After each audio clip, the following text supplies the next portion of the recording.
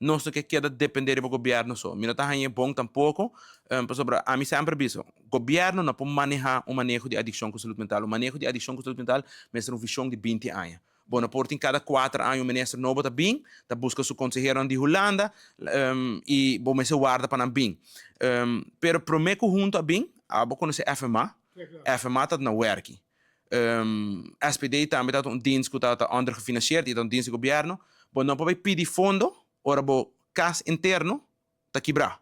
Então, nos últimos 3 anos, nós mestra direito cas interno, nós benta FMA for, nós benta todo o desastre que o governo anterior laga e nós vai direito. E as we speak now, babu, nós está papeando com o time para buscar fundo internacional. De com sobre nos casos internos tá bom, nos finanças não tá bom, tudo fraude, corrupção não se para, tudo é conta de falta de integridade não se saca fora. E é difícil na hora de chá. É difícil na hora de chá. Nossa comissão, nossa criar nos mesmos clientes registrados no sistema. Nossa comissão traz riba data, manejo de data. E a o, ora vai buscar fundo na Holanda com merca.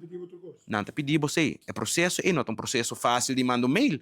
É um processo de lunas não entregar roupa de documento para portar a borranha. Dus nós sabemos que é fix interno e as we speak nós estamos falando de como isso vai a fosse.